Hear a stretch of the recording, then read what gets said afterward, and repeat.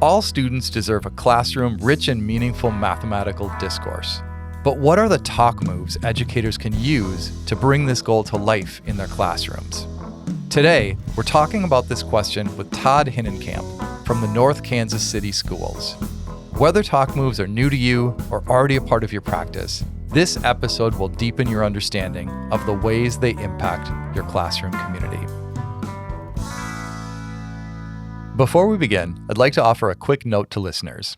During this episode, we'll be referencing a series of talk moves throughout the conversation. You can find a link to these talk moves included in the show notes for this episode. Welcome to the podcast, Todd. I'm really excited to be chatting with you today. I'm excited to be here with you, Mike. Talk through some things. Great. So I've heard you present on using talk moves with intention, and one of the things that you shared at the start was the idea that talk moves advance three aspects of teaching and learning: a productive classroom community, student agency, and students' mathematical practice. So as a starting point, can you unpack that statement for listeners? Sure.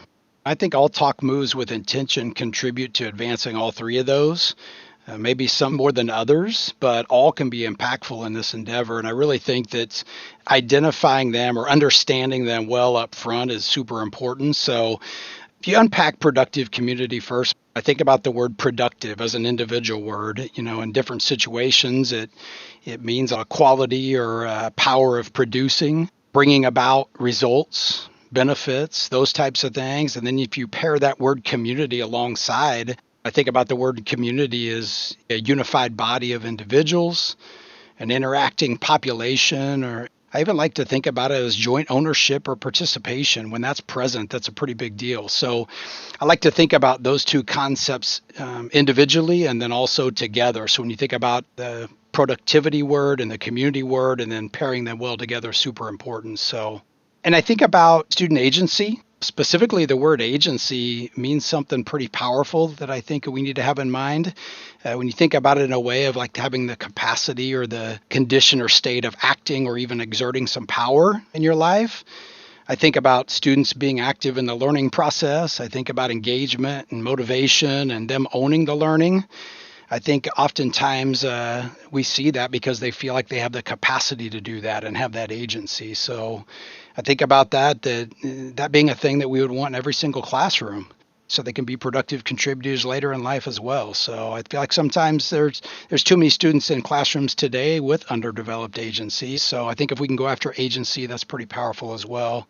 Then when you think about students' math practice, super important habits of what we want to develop in students, right? I mean, we're fortunate to have some clarity around those things, those practices, thanks to the work of Dr. McCallum and his team more than a decade ago when they provided us the standards for mathematical practice. But if you think about the word practice alone, it's interesting. I've done some research on this. I think the transitive verb meaning is to do or perform often, customarily, or maybe habitually. Transitive verb meaning is to pursue something actively, or, if you think about the noun, it's just a usual way of doing something or condition of being proficient through a systematic exercise. So I think all those things are, if we can get kids to develop their math practice in a way it becomes habitual and is really strong within them, it's pretty powerful. So I do think it's important that we start with that. We can't glaze over these three concepts because I think that right now, if you can tie some intentional talk moves to them, I think that it can be a pretty powerful lever to student understanding. Yeah, you have me thinking about a couple things. One of the first things that jumped out as I was listening to you talk is there's the what, which are the talk moves, but you're really setting the stage with the why. Why do we want to do these things? And what I'd like to do is take each one of them in turn. So can we first talk about some of the moves that set up productive community for learners? Yeah, I think all the moves that are on my mind contribute, but there's probably a couple that I think go after productive community even more so than others. And I would say the student restates move, that first move where you're expecting students to repeat or restate in their own words what another student shared, promotes some really special things. I think first it communicates to everyone in the room that we're going to talk about math in here. We're going to listen to and respectfully consider what others say and think. It really upholds, my expectation as an educator that we're going to interact with and understand the mathematical thinking that's present. So that student restates is a great one to get going. And I would also, offer the think, turn, and learn move is a highly impactful one as well. The general premise here is that you're offering time up front. Always starting with think, you're offering time up front. And what that should be communicating to students is that you have something to offer. I'm providing you time to think about it, to organize it, so then you're more apt to share it with either your partner or the community. It really increases the likelihood that kids have something to contribute. And as you literally turn your body and learn from each other, and those words are intentional, turn and learn, it opens the door to share, to expand your thinking, to then refine what you're thinking, and build and develop both speaking and listening skills that help the community bond become stronger. So in the end, it says, I have something to offer here. I'm valued through my interactions, and I feel like that there's something that comes out of that process for kids. You talked about the practice of think, turn, learn. And one of the things that jumps out is think, because we've often used language like turn and talk, and that's in there with turn and learn, but think feels really important. I wonder if you could say more about why think. Let's just make it explicit. Why think? Sure. No, and I'm not trying to throw shade at turn and talks or anything like that, but I do think when we have intention with our moves, they're super impactful relative to other opportunities where maybe we're just not getting the most out of it. So that idea of offering time or providing or ensuring time for kids to think up front, and depending on the situation, that can be 10 seconds, that can be 30 seconds, where you feel like students have had a chance to internalize what's going on, think about what they would say. It puts them in an entirely different mode to be able to share with somebody else. I'm often in classrooms, and if we don't provide that think time, you see kids turn and talk to each other, and the first part is them still trying to figure out what should be said. And it just doesn't seem like it's as impactful or as productive during that time as it could be without that think first. Yeah, absolutely. I want to go back to something you said earlier too, when you were describing the value that comes out of restating or rephrasing, having a student do that with another student's thinking. One of the things that struck me is there were points in time when you were talking about that, and you were talking about the value for an individual student who's in that spot. But I also heard you come back to it and say, there's something in this for the group, for the community as well. And I wonder if you could unpack a little bit, what's in it for the kid when they go through that restating and other students or having their idea restated, and then what's in it for the community? Sure. Well, let's start with the individual, Mike. And I think that with what we know about learning and how much more deeply we learn when we internalize something and reflect on it and actually link it to our past learning and think about what it means to us, is probably the most important thing that comes out of that. So the student that's restating what another student says, they really have to think about what that student said and then internalize it and make sense of it in a way where they can actually say it out to the community again. That's a big deal. So to talk about the impact on the community in that mode, Mike, when you get one or two and maybe you ask for a couple more, you now have student thinking in 4 different forms out in the community rather than, say, one student sharing something and a teacher restating it and moving on. And I just love how those moves together can cause the thinking to linger in the classroom longer for kids. Often when I'm in classrooms, the kids actually learn it more when somebody else says it rather than me. And it kind of ties to that, where like they just need to hear other kids thinking and start to process that a little bit more on their level. And we get to shore that up too as teachers. We can shore up whatever's missing if we need to later. But I think the depth that comes from thinking about it, putting it out in the community, having more kids think about it is pretty powerful. I think what's cool about that is the idea that like there's 4 or 5 ideas floating around, and how different that is than like a kid says something, the teacher restates it and moves on. I might not have made sense of it on the first kid's description or the teacher's description, but when those things linger around, there's a much better chance that I'm going to make sense of it. Yeah, and I agree, Mike. And what's really important in that process as well is the first move I always talk about is wait. Like you literally have to wait. Like when the student restates something, we've got to let that sit for a little bit for it to really be something that other kids can grasp onto, and then give them time to process what they heard and then ask if someone could restate. At that point, it's causing all this cognition in the brain, and it's making me think about what I understand and what I don't understand about what was said, and it just starts to build and make a huge difference over time. Yeah, I'm glad you said that because I'm a person who talks to think, but that is not true of a lot of folks. A lot of people need time to think Sure. before they talk. And so I think it's really important to recognize that wait time is really an opportunity for mental space. And if we don't do that, it actually might fall flat. Totally agree. I see it day in and day out in classrooms I'm in, where if we can offer that time to let that concept or thinking permeate across the room for a little bit longer, it's a whole different outcome. Nice. I'm wondering if we can pivot and talk a little bit about moves that support student agency and their mathematical practice. They really do feel like they're kind of interconnected. Yeah, I think they are somewhat interconnected as I think about them. And I see agency as like a broader concept, like really that development of capacity to act or have power in a situation. But when you think about math practices, thinking about the standards for mathematical practices is a little more specific. So when you think about the math practice of perseverance, I think we have to think about the move wait time that I just talked about. When used with intention, I think it can communicate to kids, I've got confidence in you. You have something to offer. I believe in you and that you're capable of contributing here. I just think that we have to think about our use of wait time and the messages that kids get from that, and be careful not to squelch their opportunity to grow in those situations. Okay, I have a follow-up.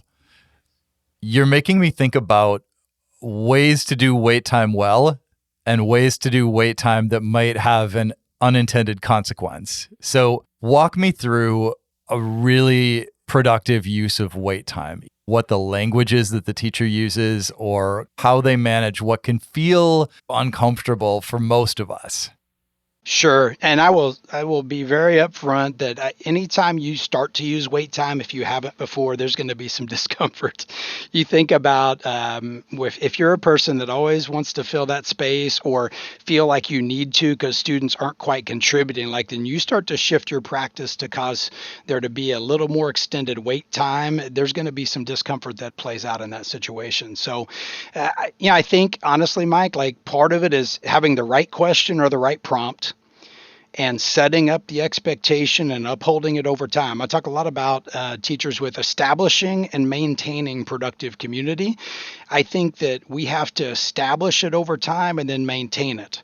And what I mean by that is if you start to use wait time, you're establishing that norm in your classroom is that I'm always going to give you time to think, and that's super important in here because we want to make sure that we get the most out of the experience. The maintaining part of it, I believe, is where we uphold that over time. We don't start to back off if kids don't then share their thinking. We can't always fill that space. And I think sometimes an inappropriate use of wait time is if we do it pretty well, but then we rescue when there's a time that kids aren't sharing something. So I do believe that no matter what classroom you're in, there is always one kid that can give you at least a nugget that you can go with. So I think as much as you can wait and try to draw that out before interjecting is super important. Yeah, you make me think about a scenario that I encountered a fair amount when I was teaching elementary, which was I'd ask a question and there were 2 or 3 kids who immediately put their hand up. There were quite a few that were still thinking, and it was really uncomfortable for me, but I think also for some of the kids who had their hands up that I didn't immediately call on them, that I actually waited and let the question marinate. Yes. And the end product was great. I had more kids who had something to say because they had that space, but it was a little uncomfortable, especially for those kids who are like, wait, I know it immediately. Why aren't you calling on me? Yes, and I think it's super important what you just shared, Mike, because in our practice, we have to be aware of that the day-to-day practices or actions that we enact in our lessons, like they're impacting everything from community, agency, practice. All the things that we're talking about today are sometimes just subtly being impacted, either positively or negatively. And I think the scenario you described about your practice is like you were intentional about it, like you became aware, you realized that there's a handful of kids that I'm probably letting drive the discourse maybe more than I need to. And you're right. You've got other kids in classrooms that I'm in that are really waiting to talk and never have the chance. And I do feel like those are the kids that are going to have a hard time staying caught up with everybody because they're not getting that opportunity to develop some of those habits. Yeah, it makes me think about when I was a kid as well. I was not the fast kid, right? I was thinking about it, but I was not the first kid with my hand up. You've really got me thinking about how wait time is a real subtle way of saying you're not necessarily the most competent person just because you have your hand up first. There's no added bonus that says like you're the best just because your hand's up first. Everybody can contribute. You might need a little bit of time to process. That's super normal in a math class. Yes, it is. And you go back to what we discussed earlier about being a valued contributor in the community, and you think about what those kids feel once they experience that wait time, and then their ideas being the ones that drive the discourse or that are highlighted or presented. That's where you draw that in. And if you can have 50% of your kids be the ones that are feeling that, then you got to shoot for 60 and then 70 and so on. But you got to start to expand the number of kids that talk and share and restate and do all the things around discourse, but wait time is a super powerful tool to do that. You know, another thing that you shared when I saw your presentation was the idea that you can pair talk moves in a sequence and that those sequence talk moves can have a powerful impact on kids. And I'm wondering if you can talk a bit about some of the ways that educators can sequence talk moves to have maximum impact. Sure. Yeah. And I'm not necessarily suggesting that there is an always or a 100% correct way to line them up and sequence them. But I do think there's some, if you can go after them in particular instances in your professional practice, I think it's going to change your practice, I think, more quickly and more deeply. And the same goes with a lesson. I think, right off the bat, we first must wait. Like we have to start to build that into our practice where we wait. So if we offer a prompt, pose a question, let it sit for a second. I always talk about 4 to 6 seconds would be about how long you'd want to just let it sit for a little bit. Then if you got the right question and the right prompt, I think you could just say, okay, now I'm going to give you some time to think. And then I'm going to have you turn and actually learn with a partner. So I want you to think about the prompt that's on the board. What would you share with your partner?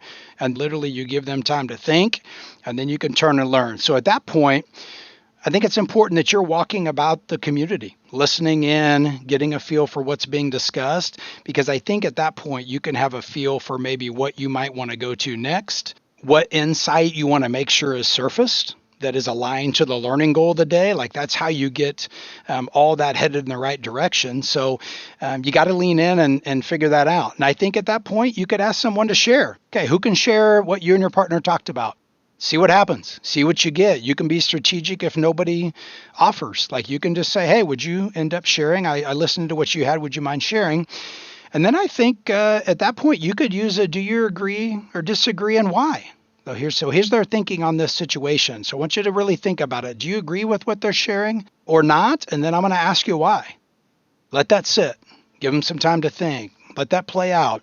I think at that point, you could offer the floor to whoever wants to argue about that and try to convince the community that they agree or disagree and why. And then I think even, I guess to keep going, Mike, I think you could at that point use the tell us more. When that student's offering the reasoning on why they agree or disagree, and you don't feel like it's enough, or maybe there's other kids in the room not quite understanding where they're going. Okay, so tell us a little bit more. Keep going. And offer that space and time for them to do that. So, yeah, there's several ways that you can sequence them, but I really think you have to figure out the learning goal, be intentional about the discourse and how you can get it headed in the right direction, and also slow it down enough that there's some depth to it as well. We had a guest on earlier this season, and he was talking about the importance of agree or disagree. He called it pick a side, but I think the idea is the same. Oh, yeah. Yeah, same concept. And I wonder if you could talk about what is it about agree, disagree that you think is particularly powerful for kids? Sure, Mike. Do you agree and disagree? It does make you take a stand. Like you have to understand the situation well enough to be able to say, hey, I agree with this thinking because dot, dot, dot, fill in the blank.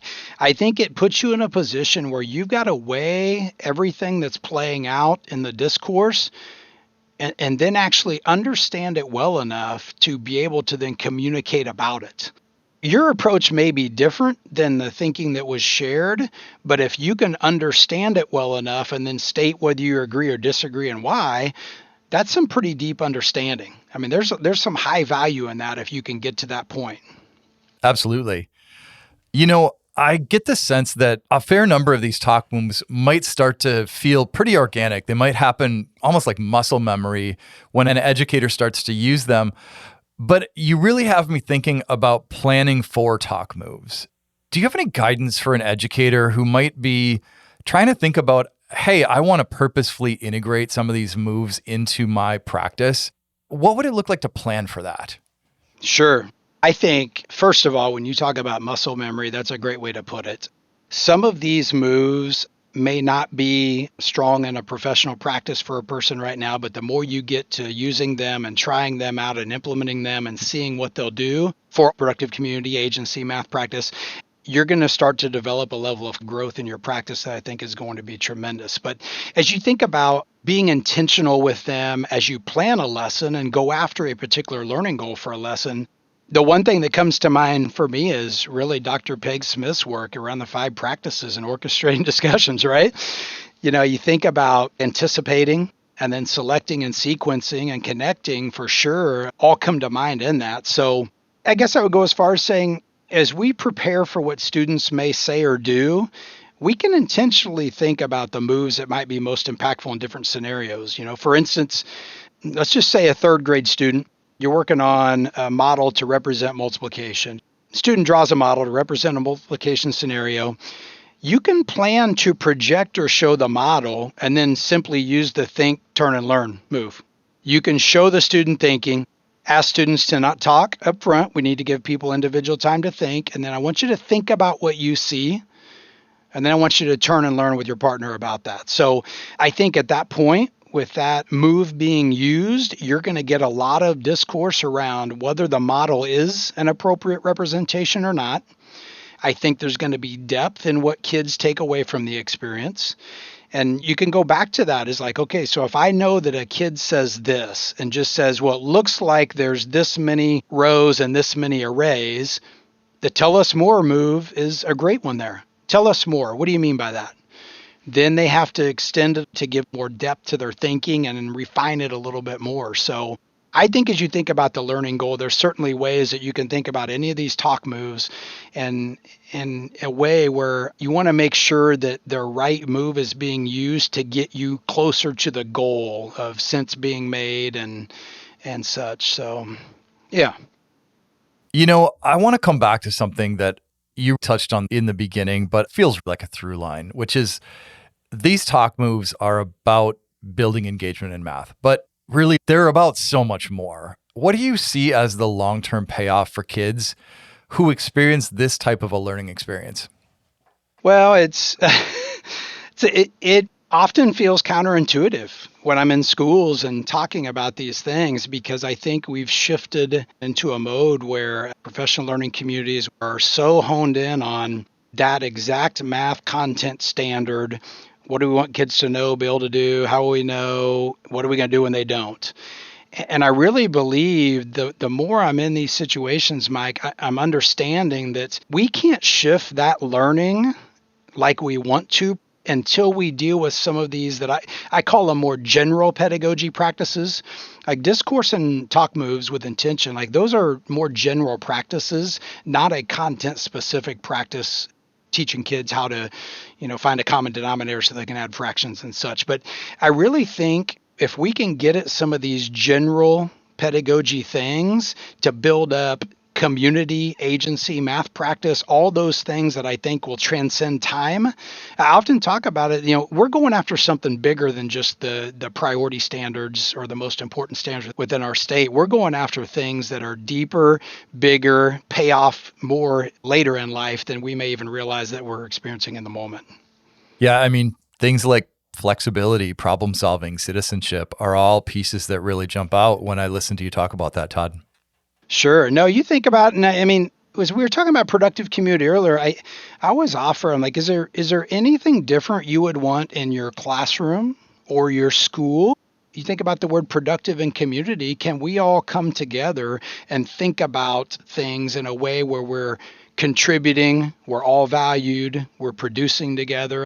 That's not something that I think we spend a lot of time talking about in schools now, that it's so specific to content and how kids do on state assessments and such. But these things transcend all that. Absolutely. We're at that point in time where I could probably keep chatting with you about this for hours, but you are a busy school educator and you got to get out of here. I'm wondering, though, if you could leave listeners with a thought or a question, or maybe a nudge related to their practice, what would you share? I first would say, I just think it's important to always be reflecting on whose talk is driving the experience. As you think about everything we've talked about today, Mike, is the student talk driving it? Is their reasoning driving it, or is it ours?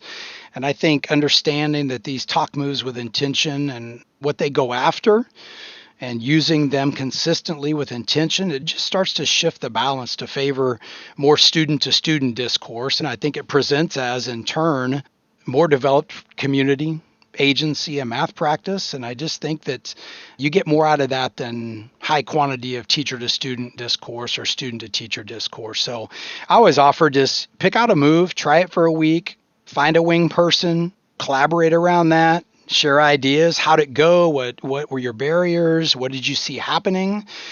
Just these small shifts, I think, can create some big opportunities for people down the road. I think that's a great place to stop. Thank you so much for joining us, Todd. It's really been a pleasure chatting.